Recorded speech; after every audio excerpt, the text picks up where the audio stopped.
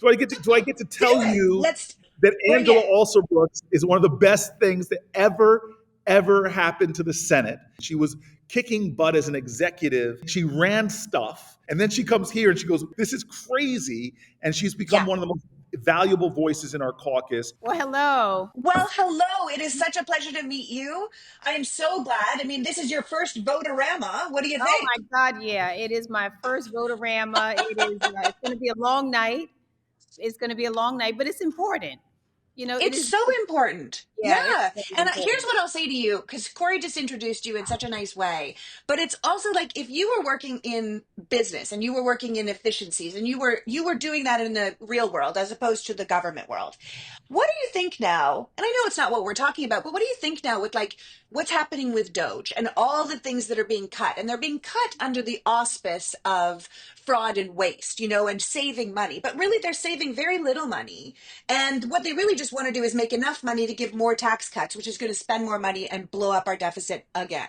How does that feel from the outside, knowing that this can't be the best way to be doing it? Well, so as you mentioned, I've been an executive. So Yeah. I understand the benefit of efficiencies. And I think all of us agree we need efficiencies, but this is a whole shell game. This is a bait and switch. It's what we call a Jedi mind trick. And we know what the true motives are here. It really is the billionaires have gotten what they've paid for. These billionaires paid in. Elon Musk and the others, gave hundreds of millions of dollars to the Trump campaign. And if we were interested in efficiencies, you wouldn't start by firing inspectors generals, who are the very people whose job it is to root out waste and fraud. You wouldn't do that. And so instead, we know what this is all about. This is really continuing to serve these billionaires. And for those of us like me who grew up in a working class family, I don't see any of this making our lives better. And in fact, you haven't heard any of them say that this would bring down the cost of groceries or help us to afford the cost of housing or any of the other things that are important to the average American family. And the reason I know what's important to the average American family is because I grew up in one. A mother who was a receptionist and a father who's a car salesman. And I haven't seen anything in these proposals that serves those families. Instead, how is cutting Medicaid by $880 billion? That's Which what's is basically proposed. their whole budget. Let's be honest. Like that is the end of Medicaid as we know it. If you cut it by 880 billion, that's the whole budget. That's the ball game right there. I think people have forgotten how important these programs are because they don't actually know how important they are. They just think, "Oh, it's always going to be there. The government will always be having that." And I know it's got to be frustrating for you coming into this new position. You're a new senator and you're looking around, I'm sure, as a minority party, being like, how do we get anything accomplished? Right? Like, this is so frustrating because we're doing this whole votorama through the night, putting in our amendments as we can, and you know that they still have the 53 votes to get it passed, and yet this is still an important endeavor to do. It is important. The thing about it that is frustrating is it's all built on lies. That's I what I can know. tell you so clearly right now. The frustration is that the American people are being duped by these people who are raiding, whose intention it really is to raid the government. And again, I don't see any of this making our lives better. If you wanted efficiencies, for example, well, then you wouldn't start by firing the people who help us to avoid disease. We have the bird flu spreading through our country now, and you fire scientists and medical researchers. It's all this. So we have to continue to fight. That's the reason that we've decided to stay up all night here. And you said, am I frustrated? Not yet. Not yet. I believe that this is going to be a very long battle, but we're up for it. I can tell you that. We are all here for it to make sure that we will be here every day until we see our way through this. And I believe that we really will. The lawsuits that are being filed, we're fighting. We're going to fight legislatively. We're fighting to block some of these nominees who are wholly unqualified, again, efficient. And then you hire people who are unqualified. This is ridiculous. No, it's heartbreaking, and it's heartbreaking for the American public. We watch it and we feel like, we're kind of out of power. So it's hard for us to watch it from the outside because I think people are feeling kind of helpless right now. Like we're watching the country be dismantled, that we feel like there's nothing we can do. And you guys are in power and yet you're minority party. So there's very little you can do. What do you think that we should be doing on the outside? What can we do, the public do, to help the senators who are in the minority draw attention to this? What can we do to help you guys? That isn't like, oh, send us money. What could we be doing that was active out in our communities? Well, you mentioned something that I want to go back to, that when people feel powerless, I want you Yeah. not to feel powerless.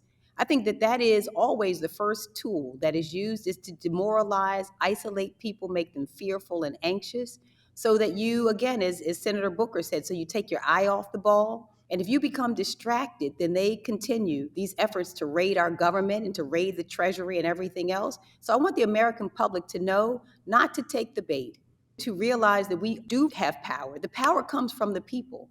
And what do I mean by that? I think for so long as we continue to raise our voices, we need the public to stay engaged with us. And by the way, not just calling out to Democrats. We hear those calls, we receive the calls, I receive the visits, and I want to continue to hear from my constituents. You got to call these Republicans, many of whom are standing by and are complicit in what is happening right now. I can tell you that privately, many of them do not agree with what is happening, but do not Okay, feel. Angela, I have to ask you, if you know privately that they don't agree, that they know putting someone like Kash Patel in as head of the FBI is dangerous to all of us, or putting someone in charge of HHS who doesn't believe in vaccines is dangerous, or putting someone like Tulsi Gabbard, who is clearly compromised, in charge of our intelligence is dangerous. Why do they do it? And how do you manage to work with them without, backslapping them? Because it makes us crazy to watch it happen, knowing that they know better. Well, you know what? Again, that's why the public helps. If you Yeah. flood the offices of these Republican lawmakers and say, we are going to hold you accountable, we have an election happening again next year. And to say, we want you to speak up right now to stop this madness from happening, they have the power to do it. And so we continue to encourage them to do that. I think we can see some things happening. I am not, so far, I'm not believing that we won't find a time where some of them begin to speak out. I do believe that. I still have hope that some of my colleagues on the other side will see it for what it is. And some of them are going to stop this madness at some point. So we're going to continue working to build pressure and to bring pressure. But the American people must say, that we do not want this to continue as it is. We refuse to hand over the keys to Elon Musk to have our personal information and data. We refuse to watch you continue to fill our government with these people like Kash Patel. These are dangerous people. These are dangerous Yeah. people. You mentioned RFK Jr. is a dangerous man who refuses to receive facts even when they're presented to him. These are dangerous people who will give advice to the public that they may follow and will cost lives. People will die as a result of some of these people who are in office, but we're not hopeless yet. We're not out of power. That's what the American public needs to understand. No matter how dark it looks, we are not out of power. We've been in dark times before. We're going to see our way through this, and we're going to fight every inch of this fight legislatively, in the courts. We're going to continue. We need people to keep speaking up. We have a whistleblower website, whistleblower.gov, for some of these civil servants who have been fired illegally. Please speak out. Let us know what is happening so that the lawsuits continue to be filed. We're going to win this. It's just going to take us a little time, but we're going to see our way through it. Well, I love that. Maybe your hope will disseminate amongst your peers. I would love that because I think we should recognize. I mean, I've been critical of the Democrats myself, but it's only because I know you guys are listening.